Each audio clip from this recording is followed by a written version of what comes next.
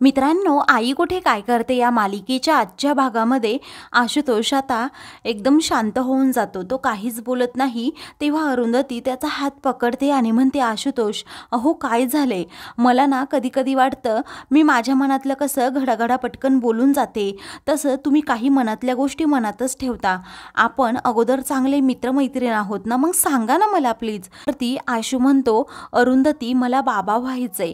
हे ऐकताच आता अरुंधतीच्या पायाखालची जमीनच सरकते. तेव्हा ती त्याच्याकडे पाहतच राहते. तर आशू विचारतो, माझा हा आयुष्यातील अधुरा राहिलेला प्रवास तुझ्या साथीने पूर्ण करायची मला संधी देशील का? तेव्हा अरुंधती विचार करतच म्हणते की सॉरी आशुतोष, पण आता ते शक्य नाहीये. त्यावरती आशू म्हणतो, मग आपण मूल दत्तक घेतलं तर? तरीही अरुंधती काहीच उत्तर देत नाही. ते पाहून आशू म्हणतो, अरुंधती मला माहिती आहे माझा हा कोणताही हट्ट नाही, आग्रह नाही, विनंती आहे. कारण मी आजपर्यंत तुझ्याकडे कधीही काही मागितलं नाही. प्लीज तू विचार कर एकदा तरी. आता अरुंधती म्हणते, आशुतोष तुम्हाला कळत कसं नाही? अहो आपण दोघेही एक निर्णय घेऊ शकतो ते ठीक आहे. आपण आता वयाने मोठे होत चाललो आहोत, पण पुन्हा एक लहानसा जीव सांभाळायचा, त्याला मोठं करायचं, त्याचं शिक्षण, आजारपण, त्याचे वाढत जाणारे ते प्रश्न, त्याचे वाढत जाणारे पुढचे प्रश्न, मला असं वाटत नाही की मी हे सगळं काही करू शकेल. तेव्हा आशू म्हणतो, आत्ताच आपण काय म्हणालो अरुंधती? कारण एक मूल वाढवणं याच्यासाठी खूप शारीरिक आणि मानसिक त्रासातून जावं लागतं आणि तेवढी आपली तयारी पण लागते. ती ताकद तुझ्याकडे नसेल, कदाचित माझ्याकडेही नसेल, पण आपल्याकडे नक्कीच असेल. आपण दोघांनी हे सगळं केलं तर होऊ शकतं. तरीही अरुंधती अजून विचारच करत असते. ते पाहून आशू म्हणतो, माझा निर्णय मला तुझ्यावर लादायचा नाहीये. आपण दोघांनी समंजसपणे हा निर्णय घ्यायचा आहे आणि या गोष्टीचा विचार करायचा आहे. अरुंधती आता विचार करतच म्हणते, मी कधीच तयार जर झाले नाही तर? वा आता आशू हा तिच्याकडे पाहतच राहतो. तिचा हात सोडून देतो. तेव्हा अरुंधती आता त्याचा पुन्हा हात पकडते आणि म्हणते, हे पहा आशुतोष, मी तुम्हाला नाही म्हणतच नाहीये, फक्त मला विचार करायला थोडा वेळ हवाय. तेव्हा आशू अगदी समंजसपणे म्हणतो, ठीक आहे अरुंधती, आपल्या लग्नाच्या वेळी जेवढा मी शुअर होतो ना तेवढा आत्ताही आहे. आता जेवढा वेळ घ्यायचा असेल तेवढा वेळ तू नक्कीच घेऊ शकतेस. तू जो निर्णय घेशील तो चांगलाच काहीतरी असेल. तेव्हा आता अरुंधती म्हणते, हा निर्णय खरंच खूप मोठा आहे.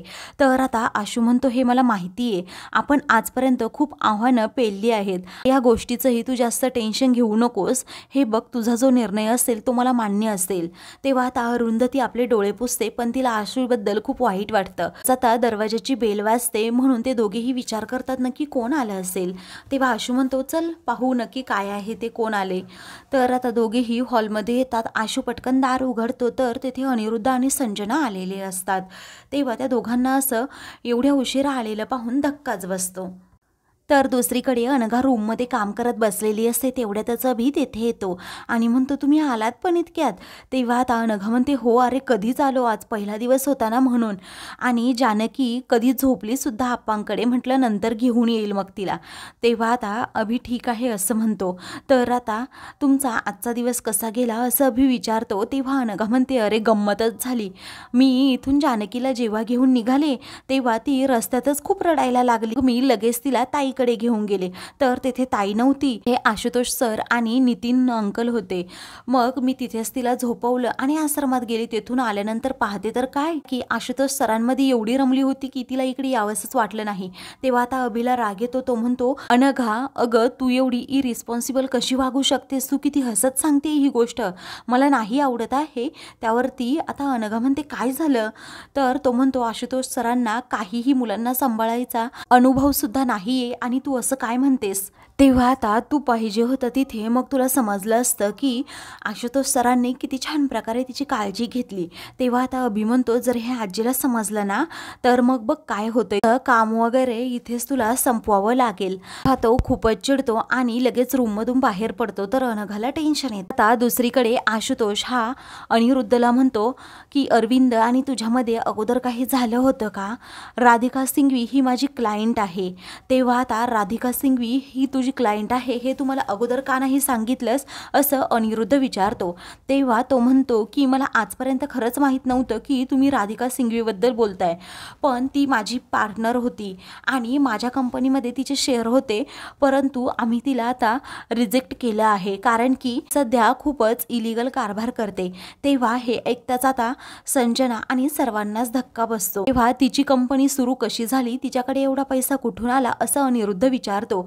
तेव्हा अरविंद पाठोपाठच काही दिवसातच तिचे बाबा का ॲक्सिडेंटमध्ये गेले आणि म्हणूनच त्यांची सगळी प्रॉपर्टी राधिकाला मिळाली. तिचे बाबा खूप श्रीमंत होते. तेव्हा आता अनिरुद्ध डोक्याला हात लावतो. तर आता तुम्ही राधिकाला कधी अगोदर भेटला नाहीत का, असा आशू विचारतो. तेव्हा अरुंधती म्हणते मी अगोदर भेटले होते. हे ऐकताच सर्वांना धक्का बसतो. तेव्हा अरुंधतीला आठवतं एकदा अनिरुद्धने ऑफिस पार्टीमध्ये अरुंधतीला घेऊन गेला होता आणि मग तेथे गेल्यानंतर राधिकाने एक छान गाणं तिला गायला सांगितलं. अरुंधतीने ते गाणं गायलं. त्या दोघींची थोडी तेथे ओळख वाढली. दोघीही गप्पा मारू लागल्या.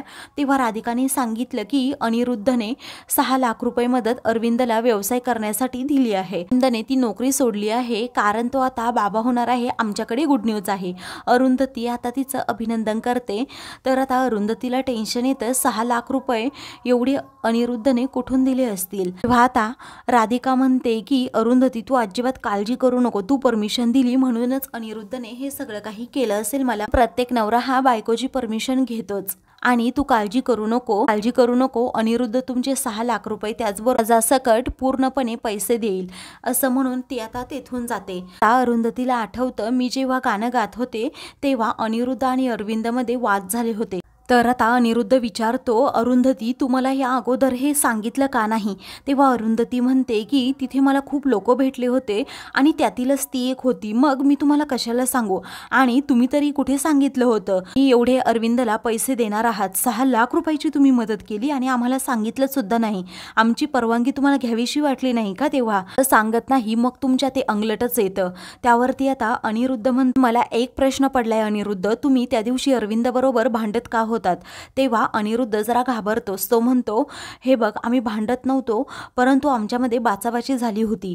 कारण जेव्हा मी 6 लाख रुपयांची त्याला मदत केली तेव्हा त्याला शांतपणे सांगितलं होतं की मलाही यामध्ये पार्टनर करून घे आणि मी माझ्या कंपनीमध्ये रेजिग्नेशन लेटर सुद्धा दिलं होतं.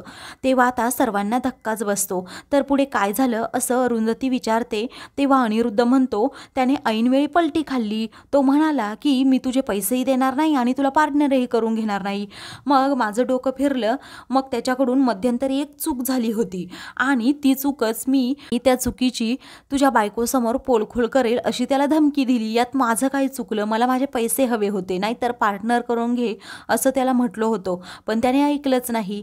मग मी त्याला जेव्हा धमकी दिली तेव्हा तो घाबरला. तेव्हा आता सर्वांनाच खूप मोठा धक्का बसतो. तर आता मित्रांनो पुढील भागामध्ये संजना सर्वांनाच म्हणते एका चिठ्ठीमुळे तिचा अनिरुद्धवर राग आहे, पण मी आणि अरुंधतीने तिचं काय बिघडवलंय, आता याचं उत्तर फक्त राधिकाच देऊ शकते असं अरुंधती म्हणते आणि संजनाला सांगते मी तिला भेटायला तयार आहे. त्यानंतर दुसऱ्या दिवशी संजना आणि अरुंधती या दोघीही तिला भेटायला जातात, पण ती तेथे नसते. तर आता संजना अरुंधतीला म्हणते मी तुला सांगितलं होतं ना, ती राधिका खूप अनप्रेडिक्टेबल आहे, ती आपल्याला भेटणारच नाही आणि ती कधी काय करेल हे सुद्धा सांगता येत नाही.